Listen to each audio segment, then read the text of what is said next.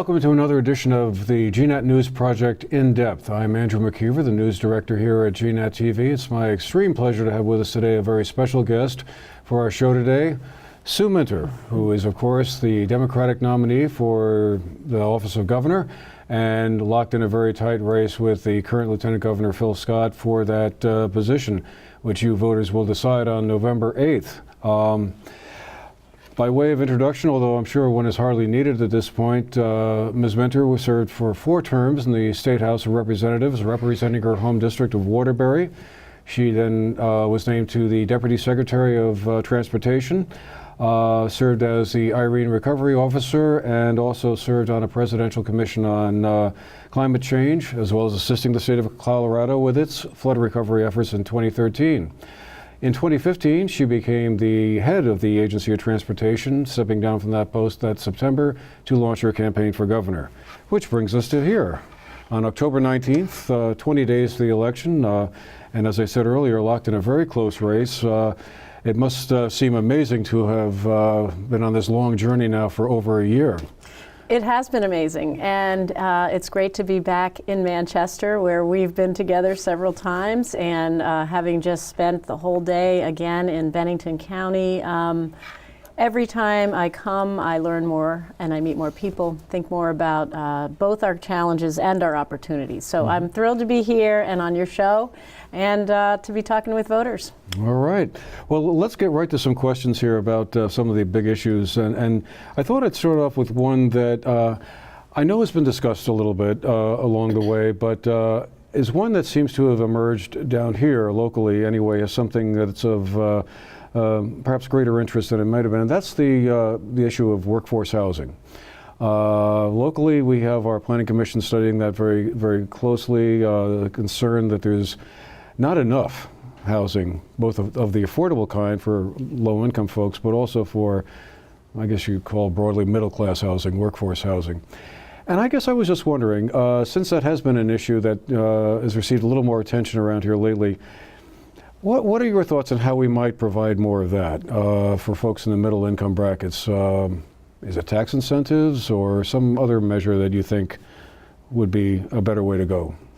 Well, I do agree that housing supply is very limited, actually at almost all income brackets, perhaps not at the highest. But we talk about the need for housing for folks who actually we need to bring here in order to build the workforce for the businesses that want to grow. And it's actually about workforce development and workforce housing. Just to talk about housing, I am a strong proponent of using our federal community development block grant program to help incentivize, along with our Vermont Housing and Conservation Board dollars, to create the housing units that we need, and particularly in our downtowns. It's part of my strategy called Invest Vermont, that we are really going to work to rebuild, revitalize, and grow our downtowns and villages. But one of the things when we think about the supply of housing in, let's say, a middle income range, one of the challenges that for us to continue to support our land use patterns of compact development, one way government can help be a partner to the private sector is in infrastructure, in that basic infrastructure of water and wastewater systems. If we continue to build in sprawl-like patterns, each developer has to come up with their own.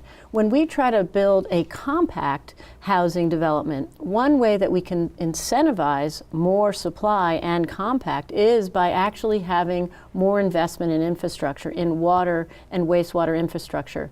And that can be a way that the state can partner with municipalities to expand existing systems or to actually create innovative systems. I spent a couple years looking at innovative designs on what they call decentralized wastewater. So we could have compact design for housing that is middle range cost-wise and reduce the cost for developers by partnering with municipalities or a group of homeowners or future homeowners to actually support the investment in the infrastructure. So I think we continue to work on our federal dollars, making sure they are building units close, especially to our downtowns. But when we look at beyond, especially some of our villages, helping to think differently about how government, municipal and state, and maybe with federal resources, can actually build the infrastructure to cut down the cost for developers to be able to build more affordable housing in middle range. Okay. Another issue that is starting to become even more pointed than it already was earlier, connected to Act 46, the State Education Consolidation Statute, is this whole question around school choice. And I know that you've discussed this frequently over the course of the campaign trail. The Merger Study Committee here that is looking at a consolidation in our area is coming close to developing a proposal. And one of the issues that has come up, of course, is the question around school choice. Should towns that have a choice option now lose that option? Where do you stand on that? Is that something you would like to see maintained in some way? Or? Absolutely. I want to make sure we maintain school choice at least to the level we now have it. And I also want to say, first of all, I know we have the supervisory union right here in this building, that I know many people are working so hard to address what is a statewide challenge of the declining enrollment of students. And the fact is that we have in many places sort of a low student to cost per student ratio in the buildings that we have. So we are asking districts to think differently and to look at unifying their governance structure. Now, what I know is it's very different in different parts of the state. My community of Waterbury is part of a supervisory union which has been having these conversations over a period of time, and for whom the discussion to move to a unified governance was a difficult decision, but it wasn't, a huge, different, new idea. And for us, and there was a vote, and over 80% of the voters supported unifying the governance structure. I see the benefits, and both in terms of cost effectiveness and efficiencies, but even in terms of educational opportunities for our students. That's because my husband does happen to be on the school board, and I know how challenging it is when we've had 7 different schools, 7 different school boards, 7 different budgets for 1,800 students. Unifying those under one governance, I believe, is going to have benefits. Mm-hmm. Now I've spent a year traveling to every corner of our state, from Bennington to Newport, and I am understanding in a way I never understood before how unique each district is and how these conversations are very challenging because of a history and a culture between schools that we're asking to pull together, the unique opportunities for choice that some parts of the state have, and that are actually the economy of that community is even evolves around that opportunity for choice. So understanding that, I have now proposed that we extend the deadline for decision making and district presentations to the board by a year. I don't want to say we can give up. We have to keep conversing and thinking differently, but I am really worried about places where the pressure is a timeline and where we're cutting off discussion even as we're getting to the meat of it. I also want to say that as governor, I'll be appointing 4 new members of the board, including the chair, at a very big time of transition. And, I'm a mom. I have 2 kids who've gone through our public schools. I've spent many hours in the classroom volunteering as a parent, particularly in the elementary school. But I've been with my kids and working, and my husband on the school board. I get how critically important education is, and I'm so proud of our schools in this state being as strong as they are. I don't want to undermine our great schools. I want to make sure our kids get the best education we can, and I don't want to rush a decision, and I don't believe one size fits all. So I want us to be flexible, I want us to have a little more time, I want us to keep the discussion going, and I want to give communities that need more resources in helping to facilitate conversations, helping to understand what kind of choices there could be, more resources from my agency of education. Do you think, though, that by extending the deadline on Act 46, though, that then creates an element of uncertainty among the merger study committees that are they're moving forward, trying to craft proposals? They're under the impression that if they want to obtain the maximum state tax financial benefit, they need to have a plan in place by, I believe, June 30th of next year. If we extend the deadline out, does that then sort of open up the can of worms that, well, maybe we should think about this more in cases I want where... them to think about it more. I want them to be really clear. These are extraordinarily significant decisions for the future of our schools. In our district, as I said, it was very clear that this made some good sense. It wasn't overcoming huge cultural barriers between communities. And it wasn't all wrapped up with, the opportunities for choice or the challenge of choice.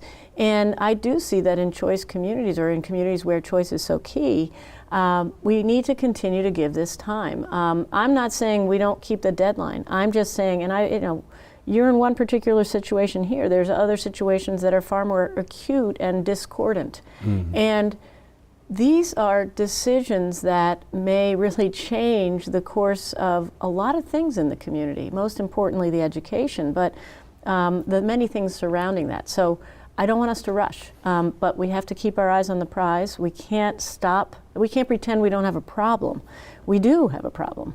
And I want us to be able to think really out of the box. So I've said I would be interested in seeing if there are any communities for whom where the school is too big for the size of the population of students, where a school might change, for example, from being a K through or pre-K through 8 to instead thinking about early childhood education through 2nd or 3rd grade for a part of the building and using the other part of the building for other needs in the community. These are great community resources. We don't want to close them, especially when we could imagine putting a dental chair there. Imagine having seniors be able to come and get good food. Maybe it could be a multi-generational facility. Maybe it can help provide social services, mental health services, which wouldn't be borne by the property tax because those are services that use other forms like Medicaid. So I'd like us to actually think long-term and differently about what our needs are, especially in our rural communities. You and Lieutenant Governor Scott have sparred frequently, I think, over the course of the campaign around this whole question of taxes and what's going to change on taxes. Carbon tax, tax on services are two things that come to mind. I'd like to start with the tax on services, just to clear up whatever confusion may exist out there. What my understanding is that one of your proposals is, and correct me if I'm wrong, is that we should explore a tax on services. The Blue Ribbon Commission on Tax Reform in 2011, I believe, issued a report around that, suggesting that a tax on services might lead to a reduction of the state's sales tax. Is that a measure you would like to see happen? And if so, what services might be included in that package? I take it not all services, but some you think would be, particularly those that are more likely to be used by the more affluent members of our state community. So thanks for asking that question. I do want to clarify that while I have discussed, looking again at the proposals of the Blue Ribbon Tax Commission, that is because I think we need to look at tax reform broadly and tax fairness. And I want to make it very clear that, I am holding the line on not increasing tax rates on either income or sales. And as you say, look to services, but I do not plan to increase services on taxes on services or sales that actually burden the middle class. And I think that's a difference between me and Phil. We do look at this differently. Phil's economic development plan really looks at tax incentives, tax breaks for wealthier and companies.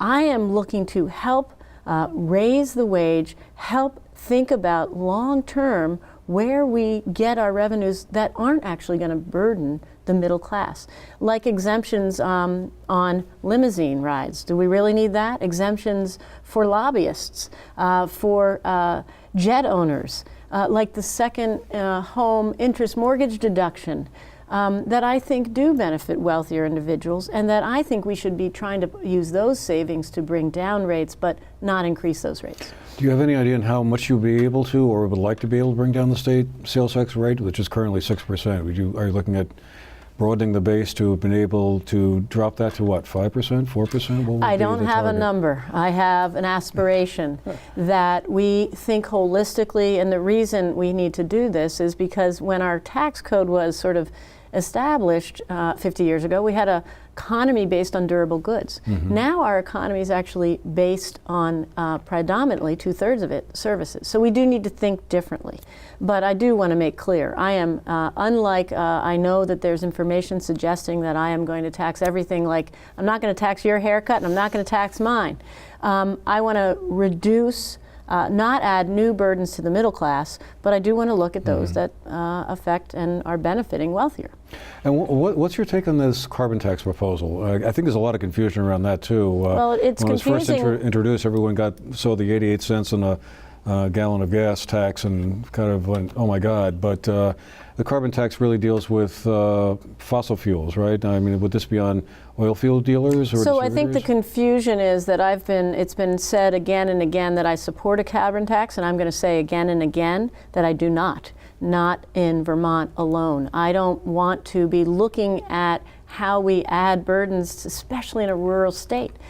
My proposal is actually to look regionally at how we can incentivize reducing carbon emissions in our transportation sector, which is 46% of the carbon footprint. We have a great regional program called the Regional Greenhouse Gas Initiative. It's actually started under Governor Douglas, and it actually includes 9 different states. And under this agreement, carbon emissions in the electric sector have been reduced by 24%. Vermont has benefited by our renewable energy and efficiency investments and has actually gotten $11 million more into those investments. I want to look to that kind of a regional approach so that we can incentivize getting people out of their cars, incentivize more businesses being able to use compressed natural gas instead of diesel.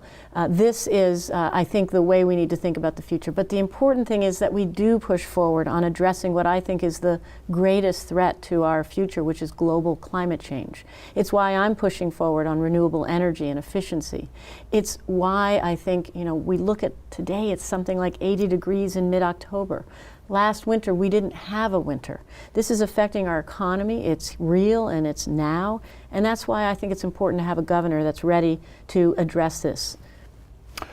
When you were here last time, in the early stages of the primary, I didn't ask you a question I wanted to ask, and I thought maybe it would be a good time to correct that oversight today. And that's the question on gun control. Because I'm sure there's a lot of folks out there who may not be clear about exactly where you stand on that issue, but certainly down at this end of the state, I'm sure elsewhere, that's kind of a concern for a lot of folks. So I wondered if you wanted to explain for our viewers kind of what your stance is on your proposal, what you would do as governor. So what I want to say first off is that I support the Second Amendment, and I do not want to take guns away from law-abiding Vermonters.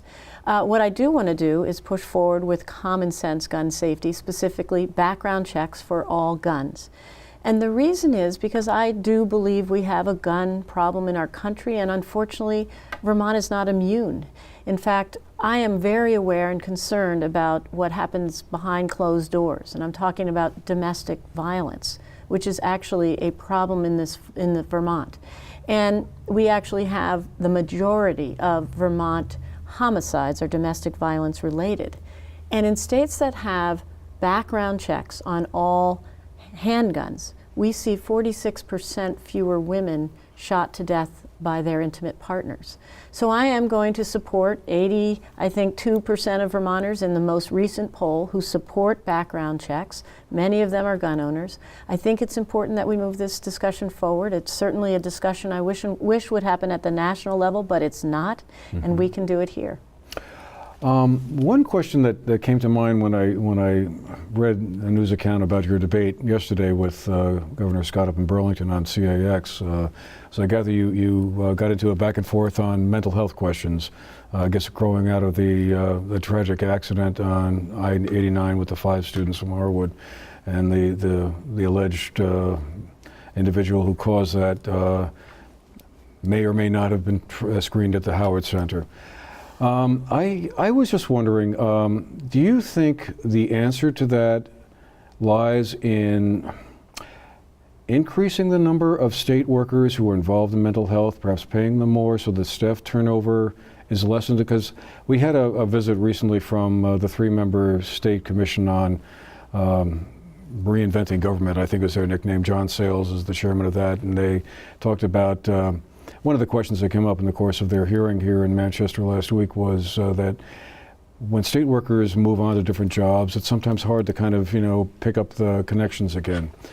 And having some friends who work in the mental health business in Vermont, up north, they always tell me that staff turnover among the Department of Children and Families is a big issue. It's a big problem. How can we fix that? Is it just a matter of paying them more? This is not one way to fix a very broad issue in our communities and in our society. I do want to say, just because the tragedy is very close to my family and my community, and my heart is with the families who lost their children, and those are families close to me. And this issue of mental health care is a broad one. I believe that we need to be thinking more about mental health in parity with physical health. It begins with a sense that we aren't actually recognizing and addressing needs early on, including during our school years. We have so many challenges that our teachers are trying to care for, and I believe it would be helpful to have more mental health counseling in schools. The issue of state workers that you raise, certainly it is not just state workers, it is our designated agencies throughout the state who partner with us, with whom I have met, and who I know need more resources. The hospitals are really concerned with too many folks with mental health challenges in our emergency wards. So this is a very broad problem about which we need to have a broad-based strategy. I believe it is really about making sure we are getting people care when they need it, especially acute care. And final question, and one I know that you've discussed many, many, many times over the course of the campaign, kind of related, I guess, to that last question. Vermont Health Connect, are we going to continue with that? Or I know Lieutenant Governor Scott wants to move us completely out of Vermont Health Connect and start a whole new system, go in with the federal system, I believe is his prescription. Yours would be to So fix what I want to do wrong. with Vermont Health Connect is what I want to do as governor overall. I am someone who really faces challenges head on, that sets goals and accomplishes those goals. We need to make sure Vermont Health Connect succeeds in addressing the needs of its clients, and my family happens to be one of them. It has failed too many Vermonters. Vermonters deserve better. I want to put fresh eyes on this problem. I want to evaluate based on the independent assessment that is being reviewed right now, and figure out what we need to do. I don't believe it's a simple solution. I wish someone else could solve our problems, but it's complicated. Yeah. And it's going to take someone who understands how complicated it is, that we can't just jump to a new system because we have unique subsidy programs here. I understand the depth of some of these challenges. I will bring new people and a new approach. But what I really want to say is how much I want to be governor to really build more livable wage jobs and economic opportunity for the future. I want to support our great communities, support our entrepreneurs and build the economy of the future, but I also want to make sure our kids are getting economic opportunity. It's why I've proposed 2 years of tuition-free community and technical college so we can get more people beyond high school and into livable wage jobs, so we can build the workforce for the future, so our businesses can grow. And I'm going to stand strong as an environmental steward, fighting for clean water, like here in Bennington County and Lake Champlain, and also making sure we address climate change. I want to make sure that Vermont is a place where young people can live, work, and stay in the state that they love. All right. Well, thank you very much for taking the time to be with us today, Ms. Minter. I know it's been a busy day, and I appreciate the fact that you carved out some time in your schedule to share your thinking with us on all these issues. And we have a whole raft of other issues we could have easily spent another half an hour talking about, but we're out of time for today. But thanks again for stopping by. I'm so glad I got to come. It's great spending time with you. Thank you. And thank all of you, too, for watching. This has been the GNAT News Project In Depth. Andrew McKeever here, News Director. Been my pleasure to be with you today. We'll see you the next time.